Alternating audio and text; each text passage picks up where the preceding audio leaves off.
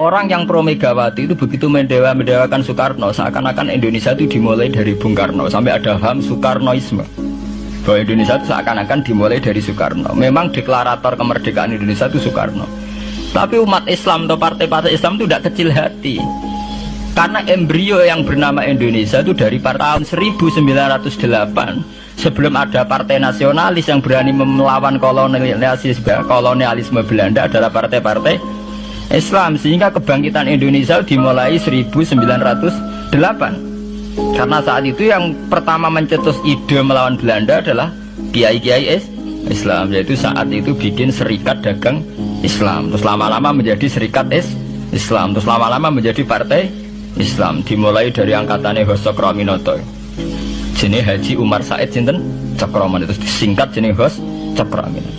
Jadi tidak bisa Indonesia itu meninggalkan partai Islam, karena dulu pertama pendiri era kepartaian niku malah partai-partai apa? Islam yang lahir di Solo, di Jogja. Bahkan sebelum ada negara yang bernama Indonesia, itu ada negara yang bernama Demak Bintoro, ada Demak Ngayogyakarta Karto. Itu semua negeri apa? Islam. Ya paham. Sehingga secara kesejarahan kita tidak kalah sama tuanya Soekarnoisme atau partai PNI. Dan sampai kan kita ini kan kayak dinabubukkan seakan-akan Indonesia itu dimulai dari Soekarno, sehingga nak wani Pak Karno itu koyok-koyok itu kita anti Indonesia. Ya kita tidak mungkin nggak menghormati Soekarno, beliau sebagai pahlawan besar kita hormati ya, tapi ya kebesaran Pak Karno demi bangsa Indonesia jangan kemudian direduksi, disederhanakan hanya melewati partai. Ya itu kan namanya pekerdilan. Tentu Pak Karno bikin negara ini ya untuk semua bangsa, bukan untuk PDIP saja, bukan untuk partai-partai marhainisme saja, juga bukan untuk partai-partai yang berfaham Soekarnoisme saja. Ya sama, tapi kita juga adil, sebagai kiai juga adil. Hos Cokroaminoto bikin partai Islam ada untuk mengusir Belanda dari bumi Indonesia, yang nantinya juga untuk kepentingan semua bangsa Indonesia, tidak hanya yang Islam saja. Ya kita adil, sama-sama adil. Saat nasionalisme ya tidak mengurangi keagamaan, saat keagamaan tidak mengurangi nasionalis. Tapi itu tadi kemudian ini dikerdilkan secara politik. Di sawangannya nawas duet Pak Hasim Mega nasionalis religius itu sudah ditren. Angger duet senengannya pasangan nasionalis sampai religius. Apa nak nasionalis terus wajib sholat? Apa nak religius terus gak wajib nasional? Sebetulnya itu kan apa kan orang Indonesia itu wajib sholat hanya karena atas nama nasionalisme. Apa nak gue ngiyai itu wajib bayar pajak. Itu kan pengkerdilan, proses pembohongan ya. Pembohongan secara publik. Itu dibodokno, sedurunge bodoh kan itu kan repot. Namanya sedurunge bodoh dibodokno kenapa? Nurut. Makanya kalau seneng ya, kayak kemarin Hari Kebangkitan Nasional itu seneng kalau diungkap terus di TV bahwa kebangkitan Indonesia dimulai dari 1908. Pentingnya bahwa orang-orang yang sok Soekarnoisme biar tidak mereduksi Pak Karno hanya milik mereka sendiri, karena bangsa ini berdiri semenjak 1908.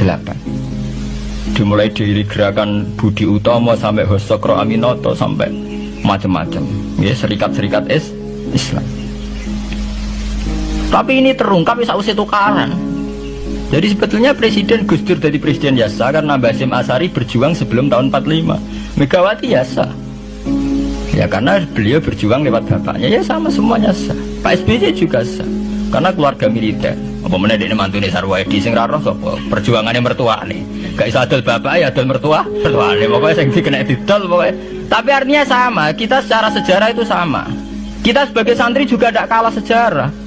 Karena berdirinya nasional udah lewat para kiai. Itu takokno sejarawan manapun, kayak profesor siapa di UI, siapa saja profesor-profesor sejarah bilang bahwa awal kebangkitan Indonesia itu dari partai-partai Islam.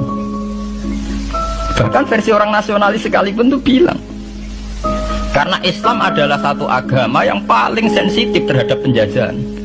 Karena Islam melahirkan satu paham jihad, bahwa ketika ada kolonial Belanda, wong Islam terinspirasi harus jihad. Sehingga lahir partai-partai Islam. Dulu yang dilawan itu perdagangan. Ini kalau cerita sejarah, santri-santri sadar. Jadi santri salaf dengan model sekarang sing raro duit, raro dagang itu sebetulnya mengkhianati pendiri santri. Lho boten niku lho fair. Sing gak seneng dagang, gak seneng mergawe itu mengkhianati pendiri pesantren. Sampai lihat sejarah tahun 1908 itu namanya tidak SI, tidak Serikat Islam, tapi Serikat Dagang Islam.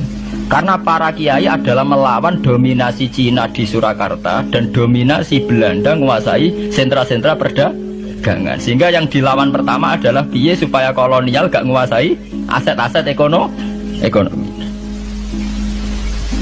Sama takokno sejarah cek versi kiai, cek versi buku, asal gak versi klenek. Itu pertama yang dilawan para ulama adalah penguasaan aset ekonomi oleh Cina dan Belanda, sehingga mereka bikin serikat.